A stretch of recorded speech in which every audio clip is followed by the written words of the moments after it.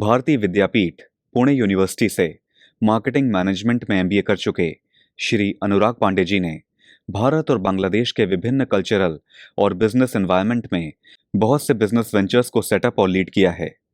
लगभग 20 वर्षों के वृहद अनुभव के साथ उन्होंने बिजनेस के क्षेत्र में अपना नाम कमाया है। Business strategy, sales and marketing, business development, operations and consulting आदि क्षेत्रों के एक्सपर्ट श्री अनुराग पांडे जी ने गोदरेज कंज्यूमर प्रोडक्ट्स लिमिटेड में DGM sales, regional trade marketing manager east, country manager Bangladesh आदि पदों पर अपनी उपयोगिता सिद्ध की है। Hindustan Coca Cola marketing company private limited में एरिया सेल्स मैनेजर और Seagram India private limited में टेरिटरी सेल्स मैनेजर के तौर पर भी कार्य कर चुके Shri Anurag Pandey ji get a franchisee, निम्बा क्लीन और एईआर एजुकेशन सॉल्यूशंस नाम की 3 कंपनीज के को-फाउंडर भी हैं। बिजनेस और एंटरप्रेन्योरियल मैटर्स के एक्सपर्ट श्री अनुराग पांडे जी को समाधान ग्रुप और स्किल्ड एंटरप्रेन्योरशिप मिशन से जुड़ने के लिए धन्यवाद।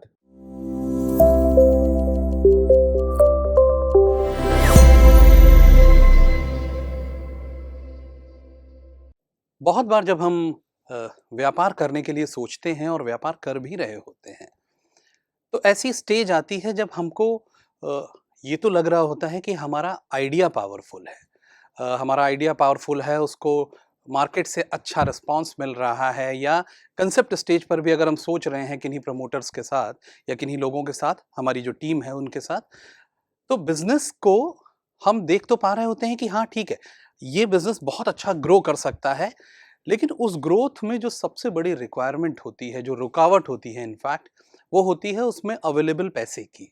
यानी किसी भी स्टेज का बिजनेस हो और कैसा भी वो चल रहा हो, एक चीज़ जो हमेशा जिसकी ज़रूरत रहती है वो है फंड्स की। और इन्हीं चीज़ों के लिए अक्सर जो स्टार्टअप कंपनीज़ होती हैं, जो न्यू कंपनीज़ होती हैं, वो फंडिंग के लिए अलग-अलग प्लेटफ़ॉर्म्स पर जाती हैं। अब अलग-अलग प्लेटफ़ॉर्म पर आप एंजेल इन्वेस्टर के पास जा रहे हैं, आप वेंचर कैपिटलिस्ट के पास जा रहे हैं, या इवन फॉर एग्ज़ाम्पल आप बैंक्स के पास लोन लेने भी जा रहे हैं। तो एक ख़ास डॉक्यूमेंट की बहुत बार रिक्वायरमेंट पड़ती है, जिसको बोलते हैं कि पिच डेक कहाँ है? तो इन्वेस्टर का पिच डेक देखकर ही सारे ऑर्गेनाइजेशंस फंडिंग के लिए हाँ करते हैं, या बैंक्स भी फंडिंग के लिए हाँ करते हैं। एक तरह की पूरी प्रोजेक्ट रिपोर्ट के पहले का ये स्टेज होता है, जिसमें ये जाना जाता है कि बिजनेस कितना अट्रैक्टिव है, कैटेगरी कितनी अट्रैक्टिव है, और हम उसको कैसे अगर कोई इन्वेस्टर उसको फंड करेगा तो उससे उसको क्या रिटर्न्स मिल सकते हैं, ये जो बताने का काम होता है एंटरप्रेन्योर का, इसी को इन्वेस्टर्स पिच डेक बोलते हैं। और आज बिजनेस पाठशाला के इस सेशन में मैं अनुराग पांडे आपसे बात करूंगा कि कैसे एक अच्छा इन्वेस्टर पिच डेक तैयार किया जा सकता है। How to prepare a investor pitch deck. तो आइए देखते हैं आगे कि कैसे हम इस सेशन को अप्रोच कर रहे हैं। सबसे पहले ये जानना बहुत ज़रूरी है कि भाई ये स्टार्टअप पिच डेक होती क्या है, ये क्या चीज़ है। तो टेक्निकली सेइंग कि ये एक प्रेजेंटेशन है, ये एक समराइज्ड व्यू है, जिसमें हम बात करते हैं कि भाई जो इंफॉर्मेशन है बिजनेस की, उसके बारे में आपको बताते हैं। एक तरह से फाइनेंशियल प्रोजेक्शंस क्या हैं, सेल्स की फोरकास्टिंग क्या है, अभी कैसा रिस्पॉन्स आ रहा है, वैलिडेशन कैसे हुआ है प्रोजेक्ट का, हमारी मार्केटिंग स्ट्रैटेजी क्या है, हमारी सेल्स स्ट्रैटेजी क्या है। इस तरह की सारी इंफॉर्मेशंस को हम एक समराइज्ड फॉर्म देकर जब हम प्रेजेंट करते हैं, तो ये होता है startup pitch deck. Pitch deck की प्रेजेंटेशन में कुछ की कंपोनेंट्स होते हैं जिनके बारे में जानना बहुत ज़रूरी है। तो लेट्स सी। सबसे पहले तो ये बताया जाता है कि क्या है, इंट्रोडक्शन दिया जाता है उस प्रेजेंटेशन का कि भाई हम करने क्या जा रहे हैं, हम हैं कौन, और हम यहाँ पर, यहाँ यानी अगर हम किसी जगह पर प्रेजेंटेशन देने गए हैं और फंडिंग के लिए हम उनसे मदद मांग रहे हैं, हेल्प मांग रहे हैं, we are seeking funding from that organisation, तो वाई वी आर हेयर, तो हम क्यों हैं, ये बताने का एक पहला स्टेप होता है, इंट्रोडक्शन ऑफ द प्रेजेंटेशन होता है। सेकंड स्टेज जो होती है वो प्रॉब्लम की होती है, यानी हम 2 या 3 कंज्यूमर प्रॉब्लम या उस कैटेगरी की जो प्रॉब्लम होती है उसको आइडेंटिफाई करते हैं कि हाँ ये प्रॉब्लम्स हैं जिनकी जो एक नीड गैप है और जिसको दूर किया जाना बहुत ज़रूरी है, और कैसे हमारा प्रोडक्ट उसको टैकल कर सकता है। नेक्स्ट स्टेज है सोल्यूशन की, कि भाई हम एक क्लियर कट ऑप्शन देते हैं कि ये सोल्यूशन है जो जिस समस्या के बारे में हम बात कर रहे थे उसको अगर सॉल्व किया जाए, उसका सॉल्यूशन दिया जाए, तो ये वो ऑप्टिमम सॉल्यूशन है जो हम डिफाइन कर रहे हैं, जो हम प्रेजेंट कर रहे हैं, और इससे उस तरह की समस्या का बहुत सही तरीके से निदान हो सकता है। एक बहुत अट्रैक्टिव सॉल्यूशन ऑफर करते हैं हम। द नेक्स्ट स्टेज इज कि मार्केट का साइज क्या है। अभी तक हम बात कर रहे थे कि भाई प्रॉब्लम सॉल्यूशन फेज क्या है और कैसे हमारा प्रोडक्ट उसको बहुत तरीके से सॉल्व करता है। द नेक्स्ट स्टेज इज कि मार्केट कैसी अट्रैक्टिव है। तो अभी तक जैसे हमने बता दिया कि प्रोडक्ट या हमारी चीज बहुत अट्रैक्टिव है। नेक्स्ट इज हम जिस कैटेगरी में ऑपरेट कर रहे हैं उसका साइज क्या है, अपॉर्चुनिटी का साइज कितना बड़ा है, और तब हम अपने प्रोडक्ट के प्रोटोटाइप के बारे में बात करते हैं कि भाई उसके क्या फीचर्स होंगे, उसके क्या यूएसपी होंगे, और कैसे वो इस मार्केट साइज में अपना एक खास रिप्रेजेंटेशन बना लेगा। तो पिच डेक प्रेजेंटेशन के ये क्लीन कंपोनेंट्स होते हैं। और आगे बात करते हैं तो ये देखते हैं कि प्रोडक्ट का ट्रैक्शन किस लेवल पर है, यानी जो शुरुआत में हमारा जो प्रोटोटाइप या जो जो हमारा प्रोडक्ट मार्केट में गया उसकी इनिशियल डिमांड कैसी रही, क्या कितने यूजर्स ने उसको यूज किया है, उसका रिटेंशन कैसा है, उसमें और क्या क्या डिमांड आ रही है, तो उसको मेजर करने के लिए कि हमारा पुल कैसा क्रिएट हो रहा है। ट्रैक्शन वाले पार्ट में हम बताते हैं अपने इन्वेस्टर्स को। We also talk about the team कि भाई टीम क्या है, टीम का साइज क्या है, कौन सी टीम है जो इस सारे बिजनेस को लीड करेगी, इन डिपार्टमेंट्स को लीड करेगी। कंपटीशन के बारे में बात होती है, फाइनेंशियल्स के बारे में बात होती है कि हम क्या सेल्स फोरकास्टिंग दे रहे हैं 3 साल की या 5 साल की, देन हमारा कैश फ्लो कैसा रहने वाला है, हमारे प्रोजेक्टेड पीएनएल का क्या स्वरूप होने वाला है, और अल्टीमेटली जब हम उनसे पैसा मांगते हैं कि हमको इतने फंड्स की ज़रूरत है, बेसिस ऑल दिस इंफॉर्मेशन जो हमने अभी तक उनको प्रेजेंट की थी, और उसके बेसिस पे जो पैसा मांगा जाता है उसका हम यूटिलाइजेशन कैसे करेंगे, कि हमने अगर उनसे 1 करोड़ या 3 करोड़ या 5 करोड़ जो भी हमारा लॉजिकल डिडक्शन है या जो हमारी नीड है उसके बेसिस पे जो हमने पैसा मांगा उसको हम किस तरह से यूटिलाइज करने जा रहे हैं, हमारा प्लान ऑफ यूटिलाइजेशन क्या है, वो इस सेक्शन में बात होती है। तो पिच डेक प्रेजेंटेशन के ये की कंपोनेंट्स होते हैं। बहुत इंपॉर्टेंट है इस स्टेज पर ये जानना कि पर्पस क्या है पिच डेक का, भाई हम क्यों प्रेजेंट करते हैं या करना क्या चाह रहे हैं। इस तरह के प्रेजेंटेशन से what do we want to achieve, हम इससे हासिल क्या करना चाह रहे हैं।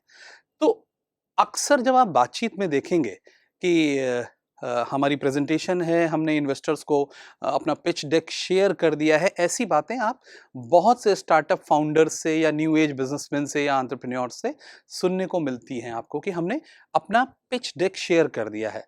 बट इससे वो अचीव क्या करना चाह रहे होते हैं? बहुत बार जो इम्प्रेशन होता है वो ये होता है कि हम पैसा सीख करना चाह रहे होते हैं स्ट्रेट अवे, बट शायद ये अल्टीमेट ऑब्जेक्टिव नहीं होता है, क्योंकि किसी पिच डेक को देखकर, किसी प्रेजेंटेशन को देखकर अगर आपको तुरंत ही पैसे मिलने लग जाएं तो मेरे हिसाब से ये मतलब बहुत इजी जॉब है। फिर दुनिया में बहुत शानदार प्रेजेंटर्स हैं और बहुत अच्छा पिच डेक बनाने वाले लोग हैं और उनको केवल मेल करने की ज़रूरत है और उस माध्यम से पैसा आने लग जाए। But this does not works like that, ये इस तरह से नहीं चलता है।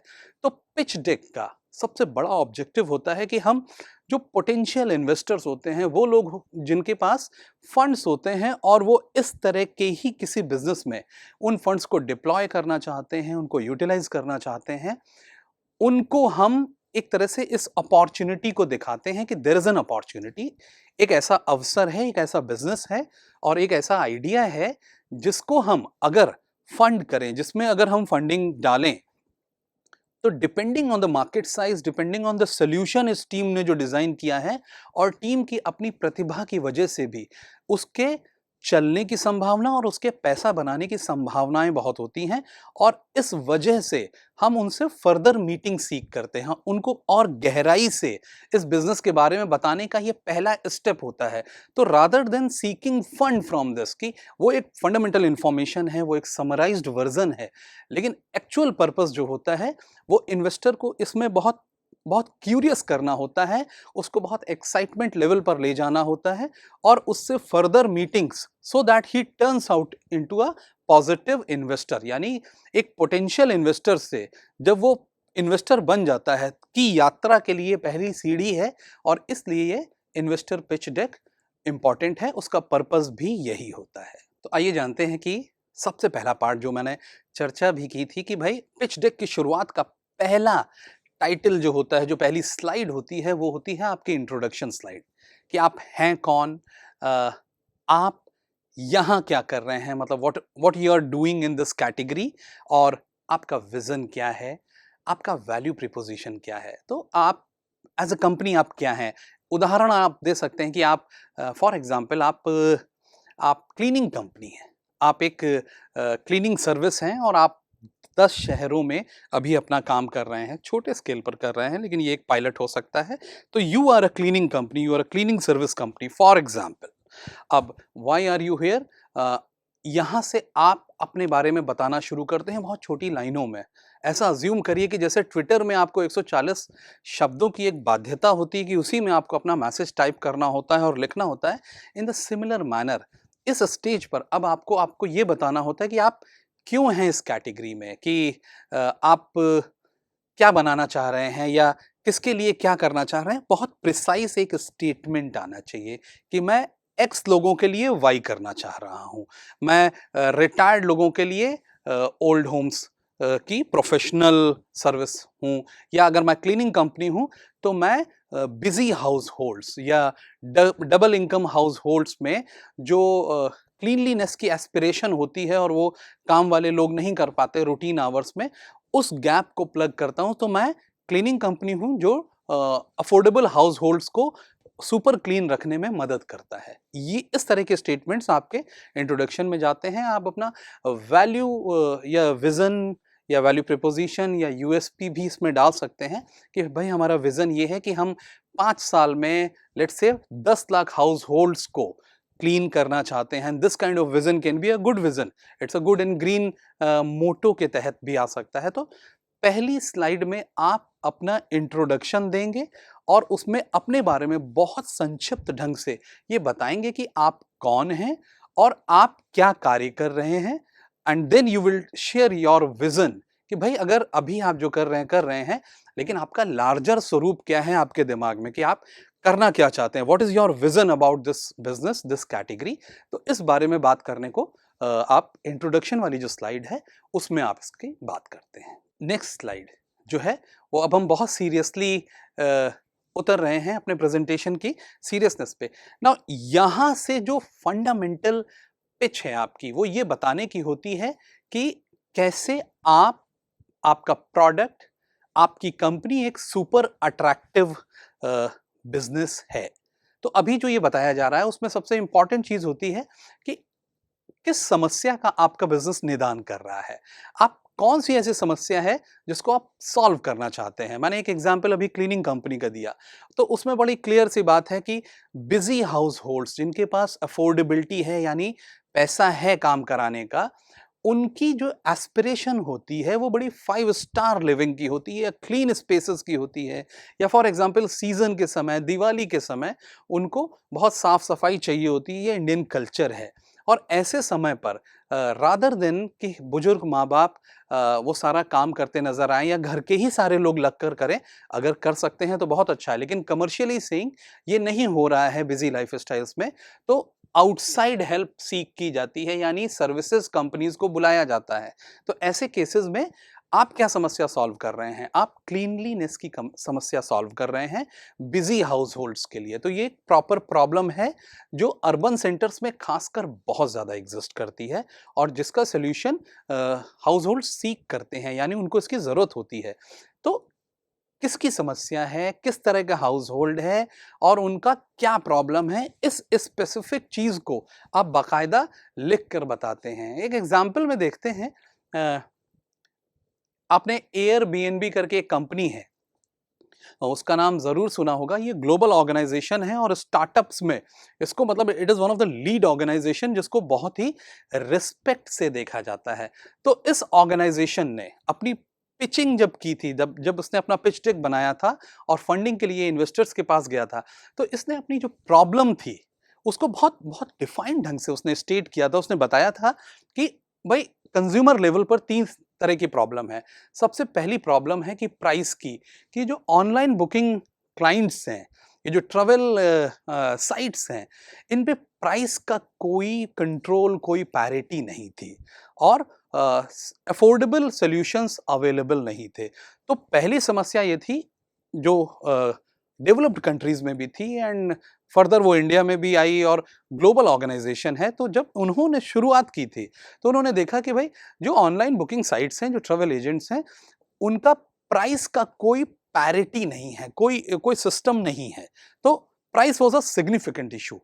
दूसरा जो उन्होंने बताया था कि दूसरी समस्या है होटल्स की, कि नॉर्मली होटल में जाना तो आप किसी भी शहर के 5 स्टार होटल में जाते हैं, वो मोर और लेस सेम लगता है, उसमें कोई डिफरेंस नहीं लगता। ऐसा नहीं लगता कि हम किसी, अगर आप बनारस गए हैं, तो बनारस का जो कल्चर है, जो वाराणसी का कल्चर है, जो सिटी है, उसकी जो वाइब्स हैं, वो फ़ील करना वो होटल में नहीं आता, क्योंकि 5 star facilities are uniform across. वो तो चाहे आप बैंगलोर में रहें, चाहे काशी में रहें, चाहे आप देहरादून में रहें, you will find the same 5 star services in every hotel.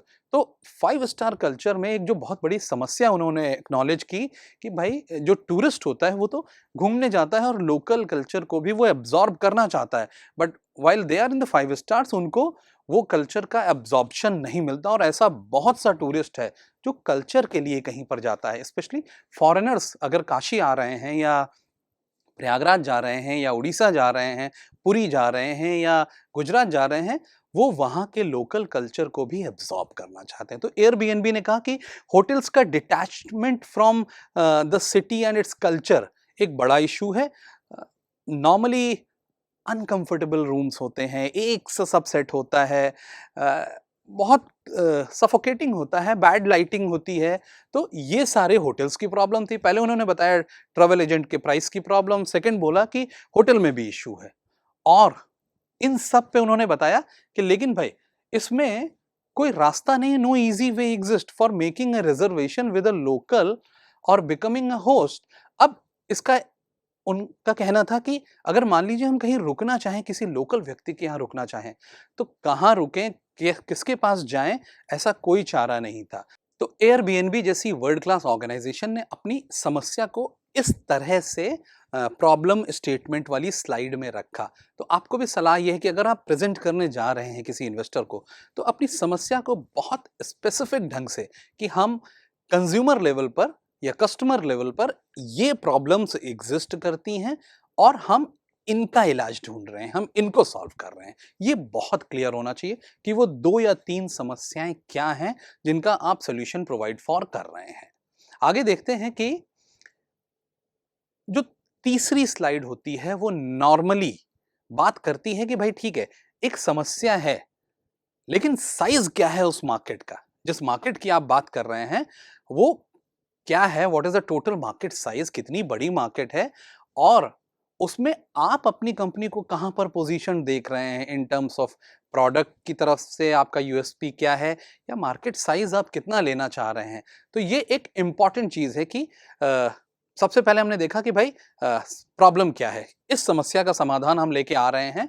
और बाय द वे ये मार्केट साइज, सो एयरबीएनबी ने जब मार्केट साइज को एक्स्ट्रापोलेट किया था तो बहुत मैसिव मार्केट साइज था, वो बहुत बड़ा मार्केट साइज था। अगर आपको मैं एक एग्जाम्पल के थ्रू दिखाऊं कि अगर एफ&बी इंडस्ट्री में, यानी फूड एंड बेवरेजेस यानी खाने पीने के काम में, अगर आप कोई अपना स्टार्टअप शुरू कर रहे हैं और आप अपने पिच डेक में इस तीसरी स्लाइड पर हैं कि भाई टारगेट मार्केट क्या है मेरे को बतानी है, तो कुछ कुछ इस तरह से बताई जा सकती है कि आप देख सकते हैं कि यहाँ पर $7 बिलियन की global food and beverages market है, यानी $7 बिलियन का global food and beverages market है। कितनी बड़ी मार्केट है। तो अगर कोई व्यक्ति इसमें प्रेजेंटेशन देने जा रहा है कि मुझे मार्केट का साइज, जो कि हम लोग तीसरी स्लाइड सजेस्ट कर रहे हैं कि टारगेट मार्केट का साइज क्या होता है, ये बताना बहुत जरूरी है। भाई आप इन्वेस्टर के पॉइंट ऑफ व्यू से सोचिए कि वो जानना चाहता है कि एक समस्या है, लेकिन वो जिस सेक्टर की, जिस कैटेगरी की, जिस इंडस्ट्री की समस्या है, उस इंडस्ट्री का साइज क्या है। तो अगर आपने समस्या का निदान दे दिया, सॉल्यूशन आपका है और वो ऑप्टिमम है और मुझे पसंद आ गया, तो एक चीज श्योर हो जाएगा कि मैं अट्रैक्टिव मार्केट में अट्रैक्टिव सॉल्यूशन के साथ जाऊंगा। ऐसा नहीं हो सकता कि भाई सॉल्यूशन बहुत अट्रैक्टिव है और प्रॉब्लम भी बहुत अच्छी है, लेकिन मार्केट का साइज ही नहीं है, छोटी सी मार्केट है, अब उसमें क्या करें क्या ना करें।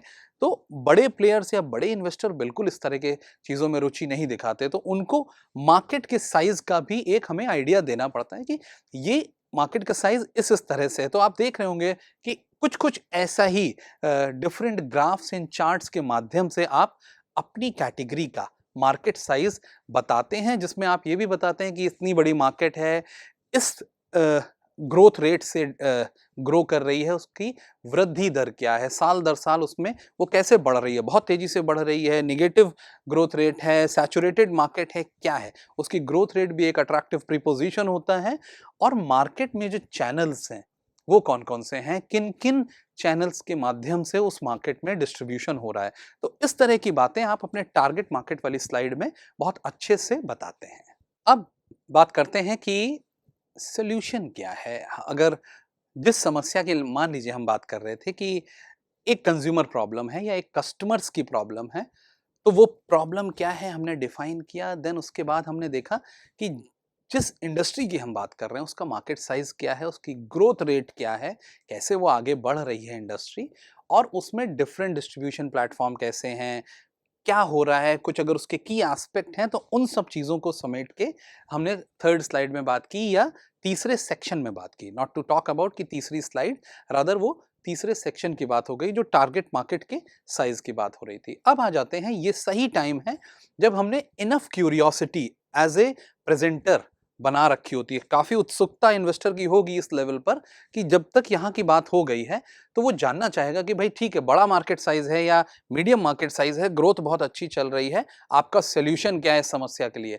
तब आप अपने सॉल्यूशंस को, आपके जो भी सॉल्यूशंस हैं, 1 हैं, 2 हैं, 3 हैं, उनको आप बड़ा डिटेल में आप बताते हैं कि कैसे, क्या सॉल्यूशन है, आपका प्रोडक्ट सॉल्यूशन है या सर्विस सॉल्यूशन है, और यही मोमेंट होता है जब आप अपने प्रोडक्ट को भी शोकेस कर सकते हैं। उसका अगर आपका प्रोटोटाइप तैयार है, बट बी श्योर कि आपका प्रोटोटाइप, अगर उसका वीडियो बना रखा है आपने या कैसे करना चाह रहे हैं, आपको बहुत क्लियर होना चाहिए कि वो प्रोटोटाइप ठीक स्टेज पर हो।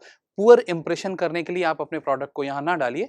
आइडिया इज़ कि आपका सॉल्यूशन क्या है और वो कितना रेलेवेंट सॉल्यूशन है, वो कितना बेहतर सॉल्यूशन है, इस बारे में बात करेंगे आप कि आपके सॉल्यूशंस क्या हैं, जो समस्या आपने दिखाई थी। मैं एक एग्जांपल फिर से दिखाता हूँ आपको। एयरबीएनबी की बात कर रहा था। देखिए, ग्लोबल ऑर्गेनाइजेशन है, बहुत बड़ा ऑर्गेनाइजेशन है। जब उसने अपनी प्रॉब्लम स्टेटमेंट डाली थी कि प्राइस एक इश्यू था, कंज्यूमर लेवल पर प्राइसिंग एक इशू था, होटल्स का डिटैचमेंट, यानी होटल एकदम अलग चीज लगता है अगर मैंने एग्जांपल दिया भी था कि जैसे काशी आप जाते हैं और काशी में आप 5 स्टार में रुके हुए हैं, तो 5 स्टार में काशी का फील नहीं आएगा आपको। काशी का फील या बनारस का फील आता ही है जब आप किसी लोकल हाउस होल्ड पर रहना चाहते हैं और बहुत से विजिटर्स की, बहुत से टूरिस्ट की रिक्वायरमेंट होती है। और साथ में उन्होंने एक तीसरी समस्या बताई थी कि भाई कोई रियल रास्ता नहीं है, मतलब कोई ट्रू एग्जिस्ट नहीं करता है, कोई सॉल्यूशन नहीं एग्जिस्ट करता। तो फाइनली जो उन्होंने सॉल्यूशन बताया था, वो ये बताया था कि एक ऐसा वेब प्लेटफॉर्म जहां यूजर्स प्रॉपर्टी रेंट आउट कर सकें होस्ट ट्रेवलर्स को, वो उनको होस्ट कर सकें। यानी अगर बहुत रॉ सेंसेस में मैं एक बनारस में रहने वाला व्यक्ति हूं और मेरा अच्छा सा एक घर है, अच्छी लोकेशन पर है, अच्छा उसका कल्चरल जगह पर है, और मैं ये चाहता हूं कि यहाँ पर मैं इसको होटल की तरह ही यूज करवा सकूं, तो मैं इस साइट पर जाता हूं और वहां पर अपनी प्रॉपर्टी के 3 कमरे या 2 कमरे या 5 कमरे रजिस्टर करता हूं और ट्रेवलर्स को होस्ट करता हूं। ये सॉल्यूशन दिया एयरबीएनबी ने। तो इससे फायदा क्या क्या उन्होंने दिखाया कि भाई, एक तो पैसा बचेगा, सेव मनी वाइल ट्रेवलिंग, क्योंकि अमूमन 5 स्टार होटल्स बहुत महंगे आते हैं। साथ ही साथ एक दूसरा फायदा था कि इस उससे जो होस्ट कर रहा है, जिसका घर है या जिसकी लोकेशन है, जिसका वेन्यू है, वो भी पैसे बनाएगा और एक बहुत बड़ा कल्चर शेयरिंग का प्लेटफॉर्म तैयार होगा।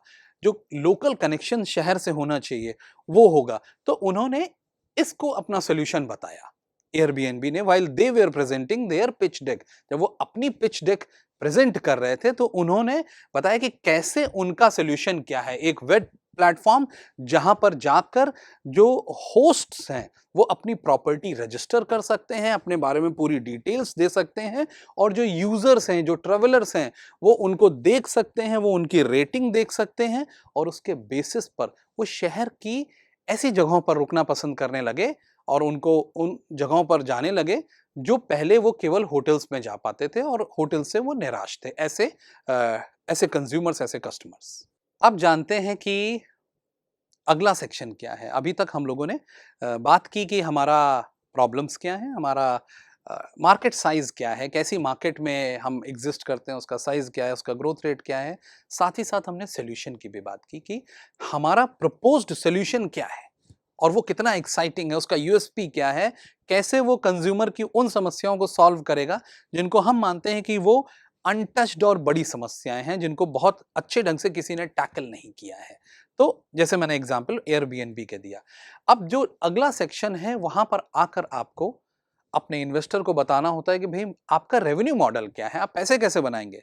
समस्या है, उसका सोल्यूशन है, सब कुछ तो ठीक है, लेकिन एज ए संगठन, as an organisation, as a business, आप इस काम को करके पैसे कैसे बनाएंगे।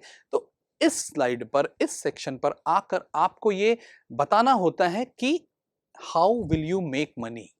आप पैसा, आपका बिजनेस मॉडल क्या है, कि आपको अपनी यूनिट इकोनॉमिक्स के बारे में बात करनी होती है कि आप 1 रुपए में माल बनाएंगे और 3 रुपए में बेचेंगे और इन सब से आपको लगभग 1 रुपए का मुनाफा होगा।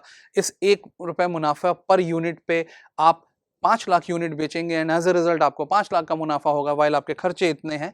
ये सब बातें, आपका रेवेन्यू मॉडल क्या है, पैसे कैसे बनते हैं, कितना खर्च आता है, क्या होता है, और how do you make money. तो रेवेन्यू मॉडल के बारे में इस समय बात होती है आपके इस सेक्शन में।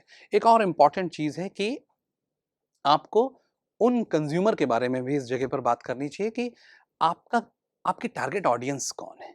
कि अगर मैं एक एग्जांपल मुझे याद आ रहा है व्हाइट हैट जूनियर का, कि बहुत सारा ऐड चल रहा था, तो उनकी टारगेट ऑडियंस कौन थी? उनकी टारगेट ऑडियंस थी 6 साल से 17 साल तक के बच्चे जो क्रिएटिव राइटिंग या म्यूजिक या कोडिंग सीखना चाह रहे हैं। तो वो उसकी डिमांड जनरेट कर रहे थे और उसके लिए वो, उनकी टारगेट ऑडियंस उनके पेरेंट्स भी थे। ऐसे पेरेंट्स जिनका एक खास इनकम साइज था, क्योंकि ये प्रोडक्ट इंडिया में लेट से 4-5 हज़ार रुपए पर मंथ के कॉस्ट पर आ रहा था। तो केवल ऑल्टरनेट एकेडमिक्स या ऑल्टरनेट स्किलिंग के लिए स्कूल एकेडमिक्स के अलावा पेरेंट्स इतना खर्च करेंगे, वो केवल अच्छे सेंटर्स में या अफोर्डेबल मतलब या तो ये पैसे वाले घर ही कर सकते थे। तो इंडिया में उन्होंने बहुत क्लियर कट इसका डिमार्केशन किया कि ये मेरी टारगेट ऑडियंस है, या अमेरिका में उन्होंने किया कि ये मेरी टारगेट ऑडियंस है, इतना डॉलर हाउस होल्ड इनकम होगी तभी जाके वो देखे मेरा ऐड। और उस तरह के पेरेंट्स को उन्होंने सोशल मीडिया के थ्रू टारगेट करना शुरू किया। तो you need to understand who is your target audience और आपका क्या अट्रैक्शन है। अब उसका वैलिडेशन भी, ये सही समय होता है जब आपने अगर अपना प्रोटोटाइप बना रखा है या आप आइडिया स्टेज से आगे हैं और आपका प्रोडक्ट चल रहा है। तो इस पॉइंट पर आपको अपनी सेल्स की एक जानकारी देनी चाहिए कि ऑलरेडी फॉर एग्जांपल आप 10,000 यूनिट बेच चुके हैं। तो एक तरह से अब जो प्रॉब्लम और सॉल्यूशन है उस पर से फोकस हट जाता है, क्योंकि आपने ये प्रूव कर दिया कि हाँ, एक प्रॉब्लम थी जिसको कंज्यूमर मान रहा था, इस तरह का सॉल्यूशन मार्केट में गया, इस तरह का प्रोडक्ट मार्केट में गया, तो उसको लोगों ने खरीदा भी, और खरीदा भी उसी दाम पर जिस पर मैं बेच रहा था। एंड एज ए रिजल्ट काफी सारी चीजें वैलिडेट हो जाती हैं, प्रूव हो जाती हैं कि हाँ भाई, ऐसी चीज की डिमांड थी जो कि कोई पूरी नहीं कर रहा था। और इसलिए आपका आपका जो पूरा बिजनेस मॉडल है उसका भी वैलिडेशन हो जाता है।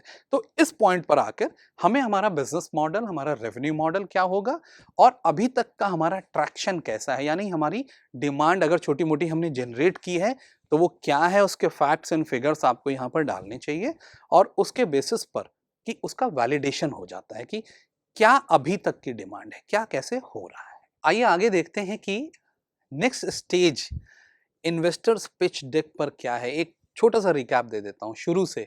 हम लोगों ने बात की कि भाई पहले अपने को इंट्रोड्यूस किया कि हम कौन हैं, क्या हैं और कैसे कर रहे हैं। सेकंड स्टेज थी कि हमने बताया कि प्रॉब्लम क्या है। थर्ड स्टेज पर आकर हमने बताया कि मार्केट का साइज क्या है और उसकी ग्रोथ रेट्स कैसी हैं। चौथी स्टेज पर हमने प्रोडक्ट को ही इंट्रोड्यूस किया, सॉल्यूशंस को इंट्रोड्यूस किया और बताया कि भाई ये प्रोबेबल सॉल्यूशंस हैं इस तरह की प्रॉब्लम के। अगले सेशन में, अगले चैप्टर पर हम लोगों ने, जो 5वां चैप्टर था, उस पर बात की कि हमारा बिजनेस मॉडल क्या है, हमारा ट्रैक्शन कैसा है, हमारा वैलिडेशन पॉइंट्स अभी तक हमने क्या-क्या रीड किए हैं और उनको हम इन्वेस्टर से शेयर करते हैं।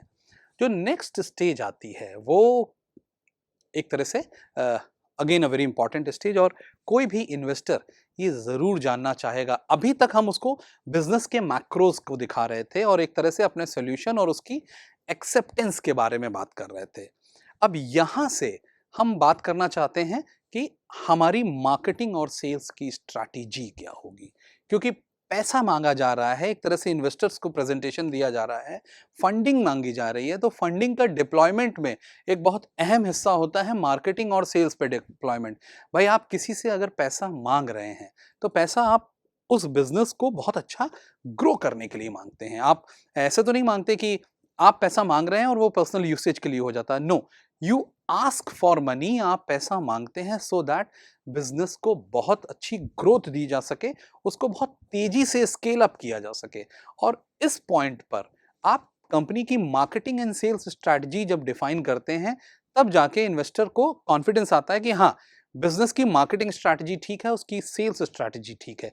तो बहुत इंपॉर्टेंट है कि आपकी मार्केटिंग स्ट्रैटेजी क्या है, यानी आपकी प्राइसिंग स्ट्रैटेजी क्या है, इनिशियल प्राइसिंग स्ट्रैटेजी क्या है, क्या आप उसमें ही डिफरेंशिएट कर रहे हैं कि डिफरेंट मार्केट में डिफरेंट प्राइसिंग स्ट्रक्चर्स होंगे, या फिर आपकी डिस्ट्रीब्यूशन चैनल कैसे यूज़ करेंगे आप? कौन-कौन सा डिस्ट्रीब्यूशन चैनल पर आपका स्टॉक जाएगा और कैसे जाएगा? क्या ई-कॉमर्स से बेचेंगे या आप नॉर्मल जो एफएमसीजी जैसे चैनल्स होते हैं, वहाँ से जाके आपके प्रोडक्ट की बिक्री होगी? कैसे आप डिमांड को मीट करेंगे, किन चैनल्स के थ्रू, कि नहीं मैं फ्लिपकार्ट के थ्रू करूंगा, या मैं एग्रीगेटर्स के थ्रू करूंगा, या मैं खुद ही वेबसाइट और सोशल मीडिया के थ्रू डिमांड जनरेट करूंगा और उनको डायरेक्टली मीट आउट करूंगा। आपके प्रोडक्ट के नेचर पे ये डिपेंड करता है कि डिस्ट्रीब्यूशन चैनल्स आपके क्या होंगे और कौन कौन से चैनल्स का आप यूज़ कर रहे होंगे।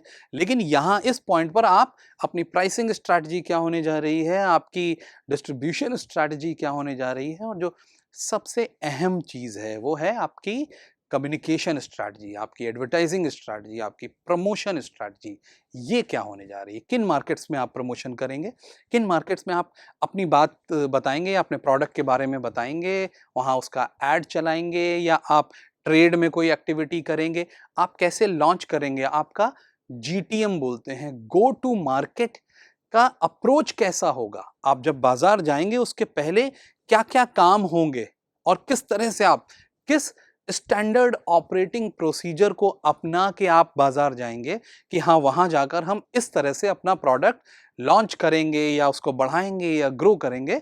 तो ये सारी चीजें आपकी मार्केटिंग स्ट्रैटेजी की पार्ट होती हैं। सिमिलरली सेल्स स्ट्रैटेजी भी आपकी क्या है कि आप कैसे सेल्स ला रहे होंगे, आप इंस्टीट्यूशनल सेल्स पर काम करेंगे या आप रिटेल सेल्स पर काम करेंगे। ये सारी चीज़ें आपकी मार्केटिंग एंड सेल्स स्ट्रैटेजी वाले सेक्शन में कवर होती हैं। समराइज्ड व्यू ही देना होता है, लेकिन you need to talk about कि आपकी रणनीति क्या रहेगी, मार्केटिंग की रणनीति क्या रहेगी। और बहुत इंपॉर्टेंट कंपोनेंट है किसी भी बिजनेस की ग्रोथ का, one of the strongest component is the marketing component. तो मार्केटिंग स्ट्रैटेजी क्या रहने वाली है या सेल्स की स्ट्रैटेजी क्या रहने वाली है, इस बारे में इस सेक्शन में हम लोग बातचीत करते हैं।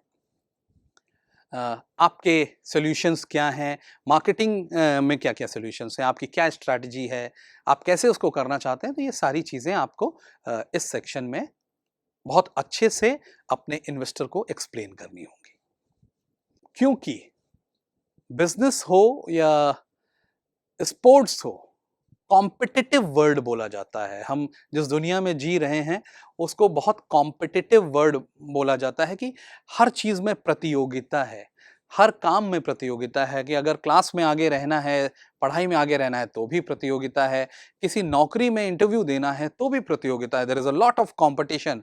स्पोर्ट्स में है तो भी प्रतियोगिता है, मूवीज़ में है तो भी प्रतियोगिता है। बिजनेस में आने पर ये प्रतियोगिता और इंटेंस हो जाती है। ये कंपटीशन जो है कि हम जो काम कर रहे हैं वो और भी लोग कर रहे होते हैं, हमारे जैसा नहीं कर रहे होते, तो भी वो हमसे मिलता-जुलता काम कर रहे होते हैं। तो अब इस सेक्शन में इन्वेस्टर को ये बताना या जानना बहुत ज़रूरी होता है कि आप जिस कैटेगरी में ऑपरेट कर रहे हैं, आप जिस इंडस्ट्री के पार्ट हैं, वहाँ पर कॉम्पिटिशन कैसा है? कॉम्पिटिटिव लैंडस्केप वर्ड बोला जाता है कि भाई कौन है कॉम्पिटिशन? कितने लोग वही काम कर रहे हैं? कैसा कर रहे हैं? उनका प्रोडक्ट कैसा है? उनका प्रोडक्ट जो प्रॉब्लम्स आपने बताई थी, उनको कैसे मीट कर रहा है या नहीं कर रहा है? कितनी जल्दी वो आपके सॉल्यूशन को अडॉप्ट कर लेंगे, लेकिन वो आपसे बेहतर कर लेंगे क्योंकि उनके पास डिस्ट्रीब्यूशन चैनल है या क्या नहीं। आपको कंपटीशन का एक पूरा आइडिया देना होता है इस सेक्शन में कि ये 3 कंपनीज़ हमारा टेंटेटिव कंपटीशन होंगी। अभी ये इस तरह से कर रही हैं और इन मार्केट्स में ज़्यादा ऑपरेटिव हैं और इस प्राइस पॉइंट पर बेच रही हैं। व्हाइल हमारी प्राइसिंग स्ट्रैटेजी फॉर एग्ज़ाम्पल उनसे बेटर है या प्रीमियम है, हम उनकी ही मार्केट में बेच रहे हैं या उनसे लेफ्ट ओवर मार्केट्स में काम करके अपनी डिमांड रेज़ कर रहे हैं और सबसे पहले हम अनरिप्रेजेंटेड टेरिटरीज़ में इस प्रोडक्ट को ट्राई कर रहे हैं या क्या कर रहे हैं।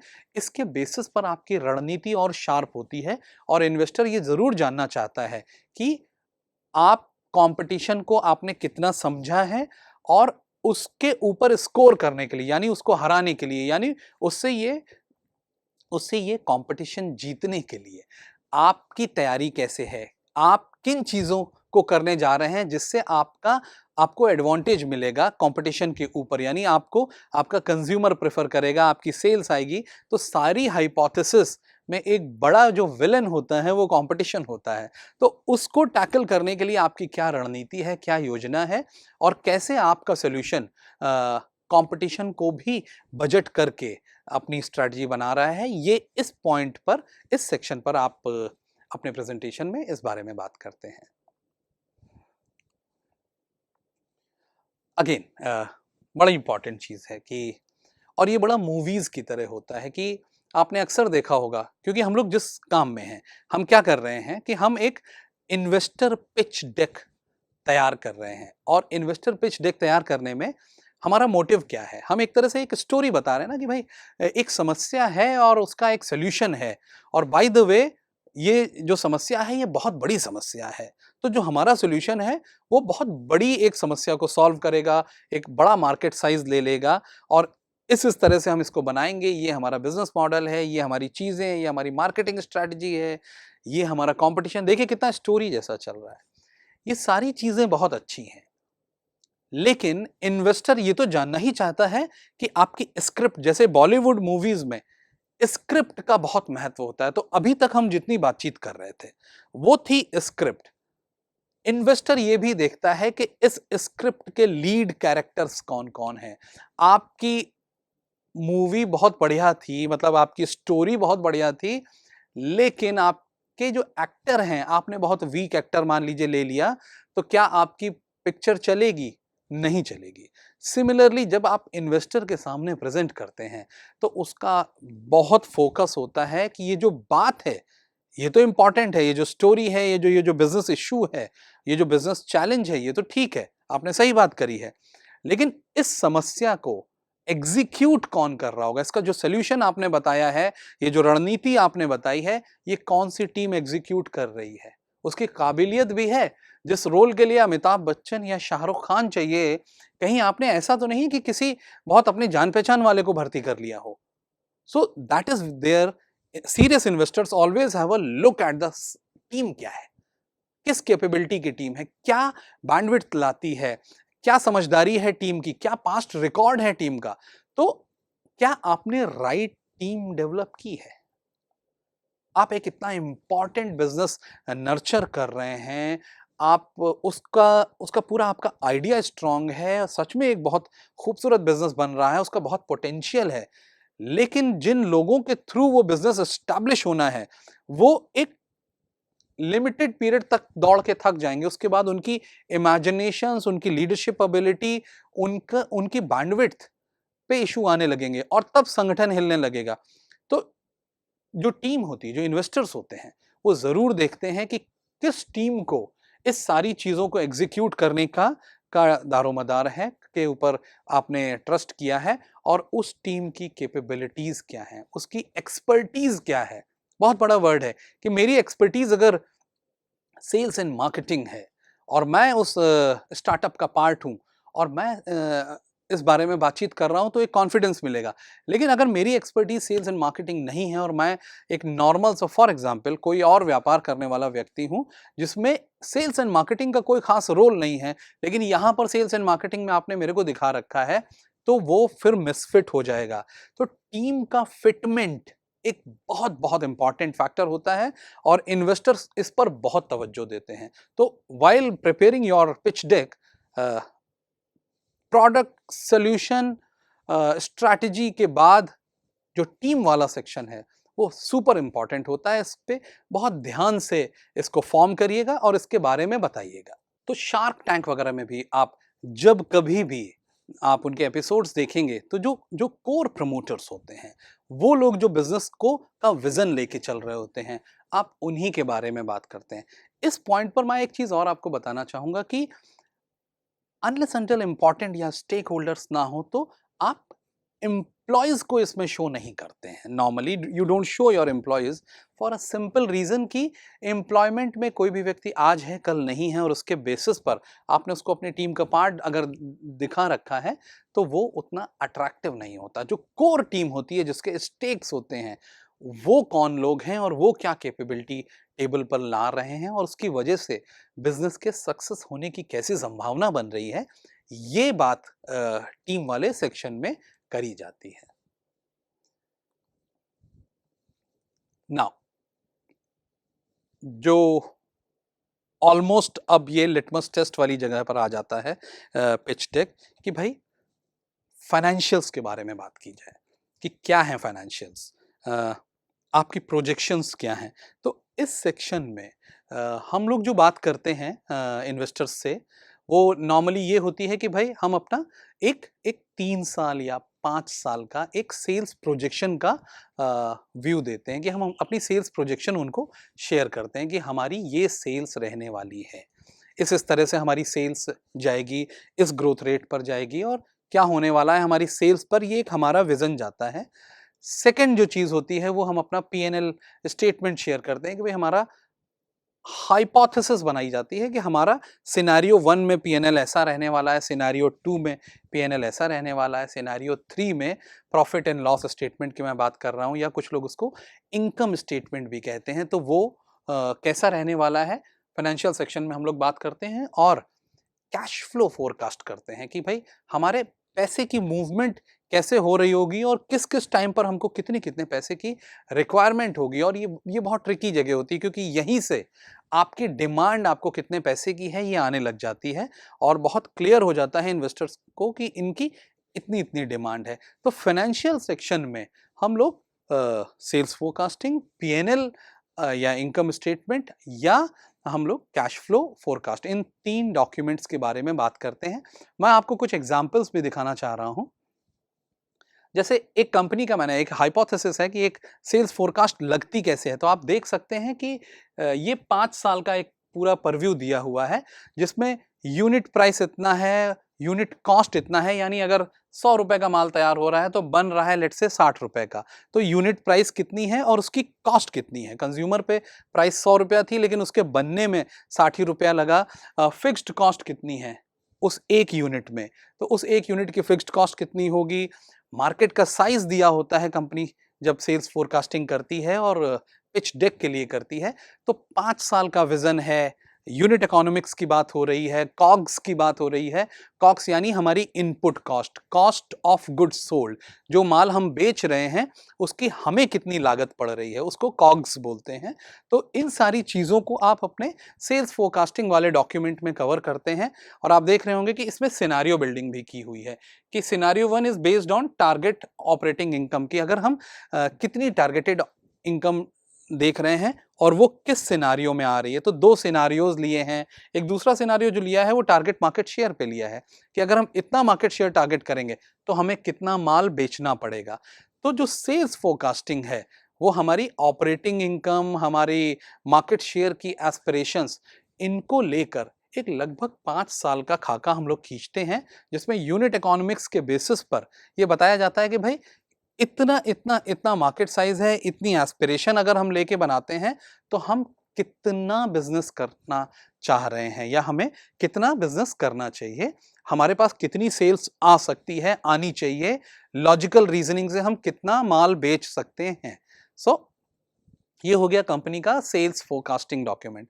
अब जो अगला अहम डॉक्यूमेंट है वो है इनकम स्टेटमेंट या प्रॉफिट एंड लॉस स्टेटमेंट भी बोलते हैं।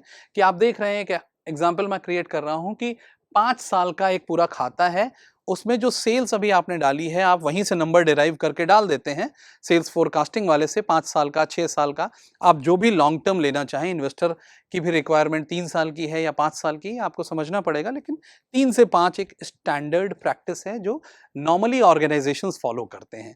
तो आप भी अगर अपना इनकम स्टेटमेंट बनाएंगे तो आपको मालूम है कि इतनी सेल्स आप हाइपोथेसिस से अगर करने का प्लान कर रहे हैं और उसके बाद आप कॉस्ट ऑफ गुड्स सोल्ड का, जैसे मैं नाम ले रहा था कि रॉ मटेरियल कितना है, लेबर कॉस्ट कितना है, एज ए रिजल्ट आपका कॉस्ट क्या आ रहा है और cost minus sales will be your gross profit. तो आप देख रहे हैं कि आपका 5-6 साल का ग्रॉस प्रॉफिट की इतनी उम्मीद रहने वाली है।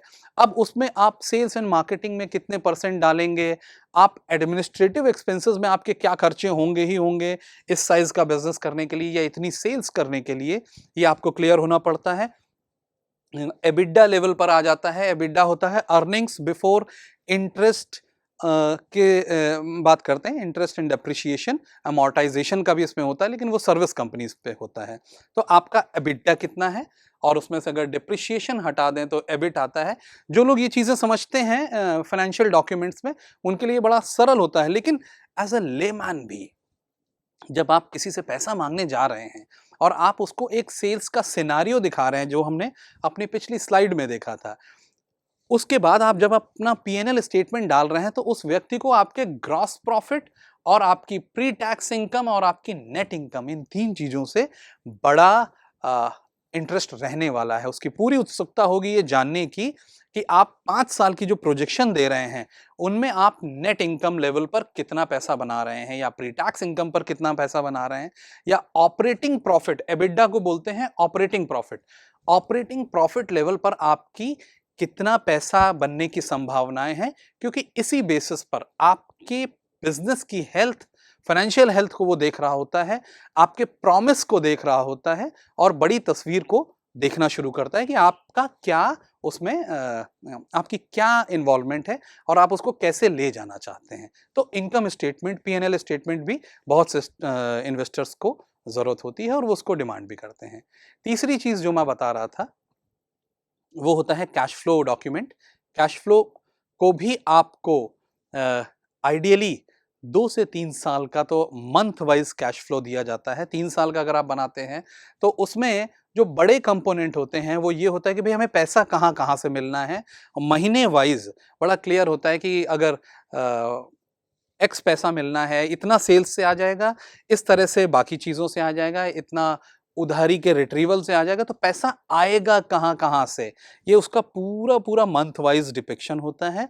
दूसरा होता है कि पैसा जाएगा कहाँ पर, कैश को पे आउट कैसे, क्योंकि हमारी फाइनेंशियल लाइबिलिटीज भी होंगी, हमारी सैलरीज होंगी, हमारे फिक्स्ड एक्सपेंसेस होंगे, हमारे मार्केटिंग एक्सपेंसेस होंगे, हमारी एडवर्टाइजिंग की कॉस्ट होगी, हमारी सेल्स टीम बढ़ रही होगी, हमारी टीम एक्सपेंसेस होंगे, ये सारे खर्चे जो मीट आउट हो रहे होंगे, जो एडमिन कॉस्ट होगी वो कहाँ से मीट आउट हो रही होगी, मंथ ऑन मंथ। तो ये उनके खर्चों का एक खास प्रोजेक्शन होता है कि अगर हमारी सेल्स एक्स तरह से रहने वाली है तो उस तरह की सेल्स को करने के लिए हमारा प्रॉफिट एंड लॉस स्टेटमेंट इस तरह से बोल रहा है, और जो हमारी कैश की रिक्वायरमेंट होगी, कैश फ्लो जो डॉक्यूमेंट होगा वो हमें बताएगा कि हमारा पैसा ऐसे ऐसे आ रहा होगा और हमारा पैसा जा किस तरह से रहा होगा। इन चीज़ों को बड़ा क्लियरली आप कैश फ्लो डॉक्यूमेंट से देख लेते हैं कि हाँ, इस बिजनेस में कितना कैश का डेफिसिट है, इसको कितनी फंडिंग की नीड है। तो इन्वेस्टर के लिए ये एक बड़ा सॉलिड डॉक्यूमेंट होता है जिसको देखते ही वो समझ जाता है कि अच्छा, इस बिजनेस को अगर जिस लेवल पर कंपनी बोल रही है अगर उस पर ऑपरेट करना है तो इस तरह के कैश रिक्वायरमेंट की जरूरत होती है। और अभी तक आपने अपनी कैश रिक्वायरमेंट ओपन नहीं की है, अभी आप केवल अपने फाइनेंशियल्स, अपने प्रोजेक्शंस शेयर कर रहे हैं इन्वेस्टर्स के साथ।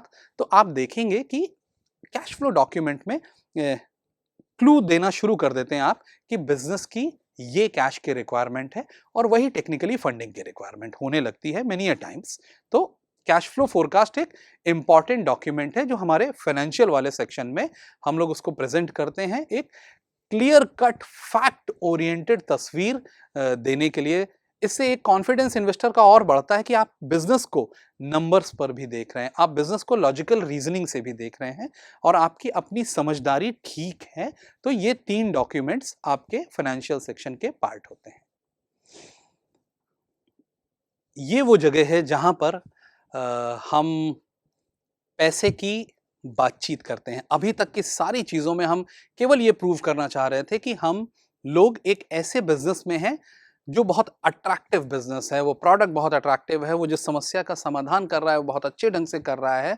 दूसरा जो चीज़ों के बारे में बात हो रही थी, वो ये था कि भाई मार्केट बहुत अट्रैक्टिव है, बहुत बड़ी इंडस्ट्री है, इतनी बड़ी इंडस्ट्री में और बहुत ग्रोइंग इंडस्ट्री है, तो अच्छा बिज़नेस है, अच्छी मार्केट में है। ये 2 पॉइंट प्रूव करने के बाद हम तीसरी चीज़ पर जब आते थे तो रणनीतिक पॉइंट पे आ जाते थे कि भाई हमारी बिज़नेस मॉडल क्या होगा, या हमारी मार्केटिंग स्ट्रैटेजी क्या होगी, या हमारी सेल्स स्ट्रैटेजी क्या होगी।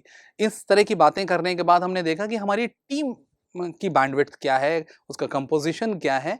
तो ये सारी चीज़ें करके हम अपना स्ट्रैटेजिक माइंडसेट क्लियर कर रहे थे इन्वेस्टर के आगे कि दिस इज़ हाउ एक अट्रैक्टिव बिज़नेस देखिए है, ये तैयार हो रहा है।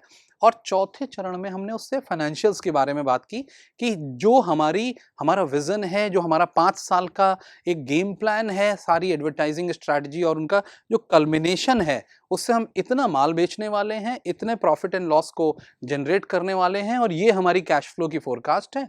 और कहीं न कहीं उसमें हम ये दिखा देते हैं कि हमारी इतनी कैश की रिक्वायरमेंट है। तो ये सारा कुछ, ये सारा प्रेज़ेंटेशन ही इसलिए बनाया गया था कि हम अपनी इन्वेस्टमेंट और फंडिंग की जो डिमांड है, जो हमारा सीक है कि व्हाट इज़ आवर आस्क, हम माँग क्या रहे हैं, उसको क्लियरली डिफाइन हम इस जगह पर आकर करते हैं कि हमें 2 सीआर की ज़रूरत है या 5 करोड़ की ज़रूरत है, या फ़ेज़ेज़ में हमें इतने-इतने पैसे की ज़रूरत है और कैसे हम उस पैसे को डिप्लॉय करेंगे। भाई इन्वेस्टर ये ज़रूर जानना चाहेगा कि एक आपकी रिक्वायरमेंट कितनी है, आप खुद कितना पैसा माँग रहे हैं और जो पैसा आप माँग रहे हैं उसका डिप्लॉयमेंट प्लान क्या है आपके पास, आप उसको कैसे लगाओगे पैसा, किन-किन सेक्शंस में लगाओगे। आप हो सकता है ये कह दें कि मैं केवल लेट्स से अपने टीम एक्सपेंशन और अपनी मार्केटिंग में जो फंड्स लगेंगे उससे ही मेरी ग्रोथ आनी है एंड एज़ अ रिज़ल्ट ये जो पैसा होगा ये इन्हीं 2 चीज़ों में लगेगा। बाकी चीज़ों में जो पैसा लगेगा वो इन हाउस जनरेट होगा या हम किसी और सोर्स से जनरेट कर रहे होंगे। तो अगर हम पैसा माँग रहे हैं, जो एग्ज़ाम्पल मैं दे भी रहा था कि अगर हम 5 करोड़ रुपए माँग रहे हैं तो 5 करोड़ का यूटिलाइज़ेशन प्लान, डिप्लॉयमेंट प्लान क्या है आपके पास, आपको ये क्लियरली बताना होता है इस जगह पर। और उसमें you need to be very honest and very clear on this point, क्योंकि ये जो पैसा लिया जा रहा है एक खास प्लान, एक खास ऑब्जेक्टिव के तहत लिया जा रहा है। ये कोई पर्सनल यूटिलाइजेशन के लिए तो पैसा होता नहीं है। तो आप एक कॉमन ऑब्जेक्टिव के तहत आप बोलते हैं कि भाई मेरी ये इन्वेस्टमेंट रिक्वायरमेंट है एंड एज अ रिजल्ट मेरे पास इतना पैसा आप अगर फंड कर देते हैं तो ये इन चीज़ों में लगेगा और इस तरह से ये जो गाड़ी है ये इतनी ग्रोथ लेगी या इस तरह से इतना रन करेगी और उससे जो प्रॉफिट्स जनरेट होंगे या जो चीज़ें होंगी उससे आपको रिटर्न्स इस तरह से मिलेंगे। देखिए इन्वेस्टर को मेरे बातचीत करने के तरीके, मेरी पुरानी जान पहचान और इन चीज़ों से कोई मतलब नहीं होता है। इन्वेस्टर केवल एक चीज़ में इंटरेस्टेड होता है कि क्या ये एक सॉलिड बिज़नेस है? क्या इसको ग्रो करने के लिए सॉलिड रणनीति है? और जो पैसा अगर मैं लगाऊँगा, वो बिज़नेस को ग्रो करने के लिए किस-किस तरह से लगाया जाएगा, कितने स्टेप्स में लगाया जाएगा, किन फ़ेज़ेज़ में लगाया जाएगा, ये सारा प्लान क्या क्लियर है? अगर होता है तो अक्सर ये एक बहुत स्ट्रॉन्ग इन्वेस्टमेंट केस हो जाता है और अमूमन आपको फंडिंग रिलीज़ हो जाती है। तो फंडिंग में इस सेक्शन पर आकर जिसको मैंने 10th नंबर दिया है, द स्लाइड नंबर 10th और द सेक्शन नंबर 10th, उसमें आते-आते आप अपनी जो रिक्वायरमेंट है फंडिंग की उसको सीक करते हैं और उसका डिप्लॉयमेंट प्लान बड़ा क्लियरली बताते हैं कि ये मेरी रिक्वायरमेंट है और इस तरह से मैं इस पैसे को यूटिलाइज करूंगा। बहुत इम्पॉर्टेंट है कि हम अपनी प्रॉपर डिटेल्स भी डालें प्रेजेंटेशन में। इसका एक बड़ा फ़ायदा ये होता है कि बहुत बार आपने जिस इन्वेस्टर को ये अपना प्रेजेंटेशन भेजा होता है या अपना पिच डेक भेजा होता है, वो मैनी अ टाइम्स अगर वो खुद पैसा नहीं इन्वेस्ट कर रहा बट स्टिल वो शेयर कर देता है बहुत सारे लोगों से कि भाई एक ऐसा बिजनेस है, हो सकता है उस इन्वेस्टर को के लिए ये कैटेगरी, क्योंकि बहुत सारे इन्वेस्टर केवल पैसा नहीं लगाना चाहते हैं, वो अपनी एक्सपर्टीज भी लगाना चाहते हैं, वो उन जगहों पर ही पैसा लगाना चाहते हैं जिनको वो समझते हैं। तो ये डॉक्यूमेंट वो कहीं और पे भी शेयर कर सकता है, जिसमें अगर आपकी डिटेल्स होंगी तो पोटेंशियल इन्वेस्टर्स आपको कॉन्टैक्ट कर लेते हैं। तो बड़ा छोटी सी चीज़ है लेकिन बड़ा important part of pitch deck होता है, wherein you share your contact details clearly, जिससे कि वो सारे इन्वेस्टर्स जो आपको अप्रोच करना चाहें उनके लिए पूरा रास्ता हो कि वो आपको बड़ा सिंपली अप्रोच कर सकें। तो यही एक पिच डेक के 11 टाइटल्स हैं, सेक्शंस हैं, स्लाइड्स हैं, जिनमें आपको बहुत स्मार्टली अपने बिजनेस के बारे में एक समराइज्ड वर्जन देना होता है और उसके बेसिस पर आप अपनी रिक्वायरमेंट सीख कर रहे होते हैं, आप अपनी फंडिंग सीख कर रहे होते हैं। फ्रेंड्स, आज के इस सेशन में हम लोगों ने एक इन्वेस्टर से कैसे अपना पिच डेक शेयर करना है, उसमें क्या क्या सेक्शंस होते हैं, क्या क्या बनाना होता है, किन स्टेप्स को फॉलो करना होता है, कैसे हम उसको अप्रोच करते हैं, ये सारी चीज़ों का डिस्कशन किया।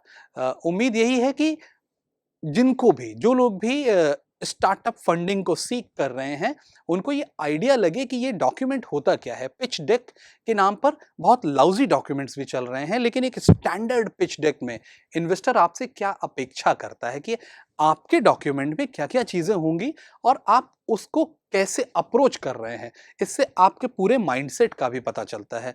तो एक रिकैप दे रहा हूँ क्विक कि हम लोगों ने शुरू में ही देखा कि भाई अपना इंट्रोडक्शन दिया गया, फिर उसके बाद उस समस्या के बारे में बात की गई, उस नीड गैप के बारे में बात की गई जिसका हम सॉल्यूशन प्रोवाइड करना चाहते हैं, और जिस इंडस्ट्री में ये है उसका मार्केट साइज की बात करी गई, उसके ग्रोथ रेट्स की बात करी गई, देन उसमें ट्रैक्शन कितना है। अभी अगर हमने कोई पायलट किया हुआ है या छोटे लेवल पर हम 2-3 साल से माल बेच रहे हैं तो हमारी सेल्स कितनी आ रही है, उसका वैलिडेशन हो जाता है। उसके बेसिस पर हम और कंपटीशन के बेसिस पर हम अपनी स्ट्रैटेजीज डिफाइन करते हैं। हमारी मार्केटिंग स्ट्रैटेजी क्या होगी, हमारी सेल्स स्ट्रैटेजी क्या होगी, हमारी ऑपरेशंस की स्ट्रैटेजी क्या होगी।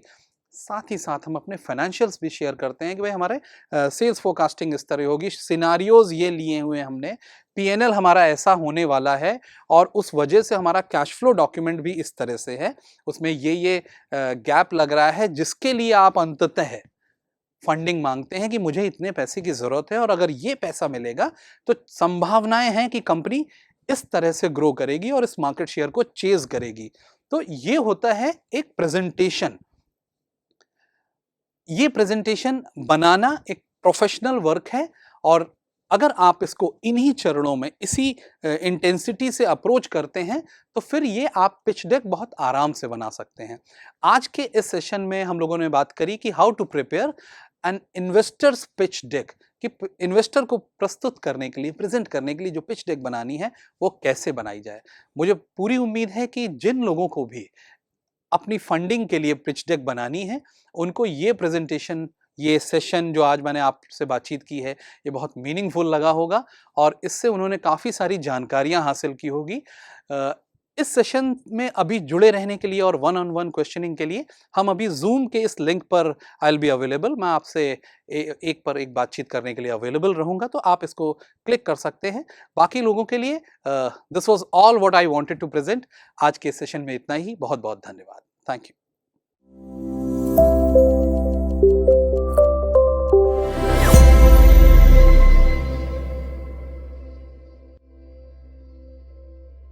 जब भी कोई अपना नया बिजनेस स्टार्ट करने का सोचता है तो उसके मन में सबसे बड़ा सवाल उठता है कि वो किस चीज का बिजनेस करे। हम बिजनेस करना तो चाहते हैं लेकिन ये नहीं समझ पाते कि आखिर कौन सा बिजनेस करें, किस बिजनेस में हमें कितना प्रॉफिट होगा। ये सारे सवाल हमारे दिमाग में यूं ही घूमते रहते हैं। तो अगर आपके दिमाग में भी इस तरह के ढेरों सवाल हैं तो आज हम अपनी बिजनेस पाठशाला के माध्यम से उन सभी सवालों का जवाब देंगे। चलिए आज के सेशन की शुरुआत करते हैं। और सबसे पहले बात करते हैं हमारे आज के पहले बिजनेस आइडिया की, जो है मेज फ्लावर प्रोसेसिंग बिजनेस। मक्के का आटा कई लोकप्रिय फ्राइड प्रोडक्ट्स का आधार है। ये कई बैटर और ब्रेडिंग सिस्टम का एक कंपोनेंट है और इसका इस्तेमाल मक्के की टॉर्टिला चिप्स बनाने में किया जाता है।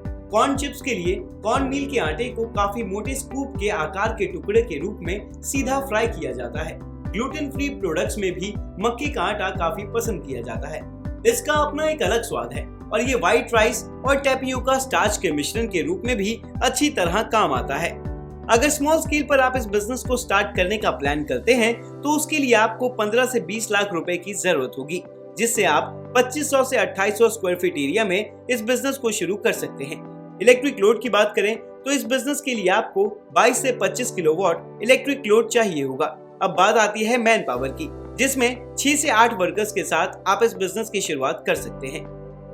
आइए अब बात करते हैं हमारे नेक्स्ट बिजनेस आइडिया की, यानी बार्ले फ्लावर मिल की। बार्ले यानी कि जौ, जो कि काफी पौष्टिक अनाज है।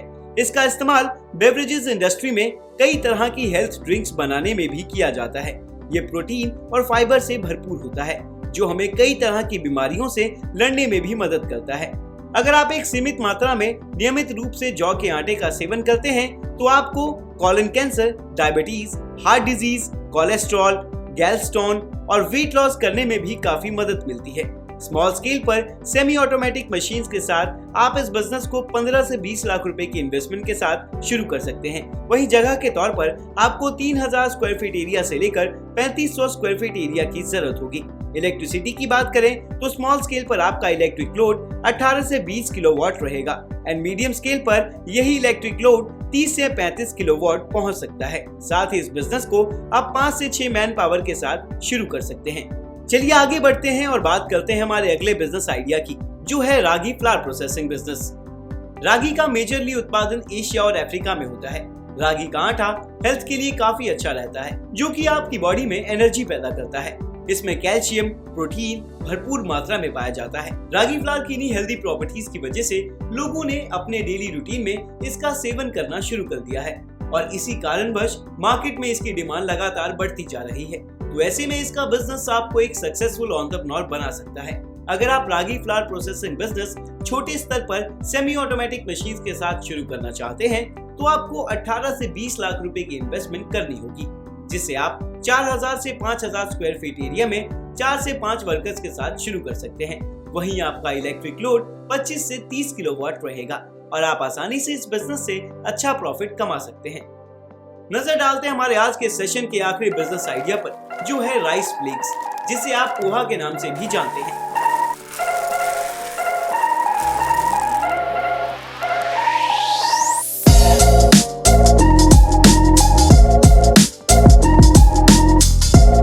भारत धान का दूसरा सबसे बड़ा उत्पादक देश है।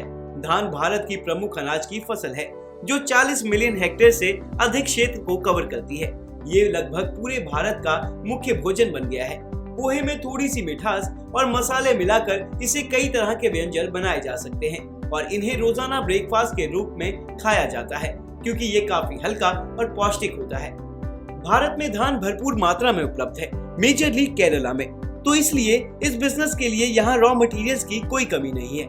ऐसे में आप इजीली इसका बिजनेस शुरू कर सकते हैं। अगर आपकी production capacity 8 ton per day रहती है तो उसके लिए आपको 55 से 60 लाख रुपए की इन्वेस्टमेंट करनी होगी और स्मॉल स्केल के लिए 15 से 17 लाख रुपए की इन्वेस्टमेंट करनी होगी। साथ ही 8 टन पर डे कैपेसिटी के लिए आपको रिक्वायर्ड एरिया रहेगा 28,000 से 30,000 स्क्वायर फीट और वहीं स्मॉल स्केल के लिए आपको 1200 से 1500 स्क्वायर फीट एरिया की जरूरत होगी।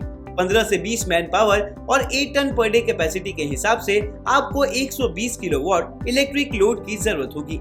वहीं बात करें प्रॉफिट की तो ये बिजनेस आसानी से आपको 8 से 10% तक का प्रॉफिट मार्जिन कमा कर दे सकता है। तो ये था हमारा आज का बिजनेस आइडिया। उम्मीद है आपके लिए ये सेशन फायदेमंद साबित हुआ होगा।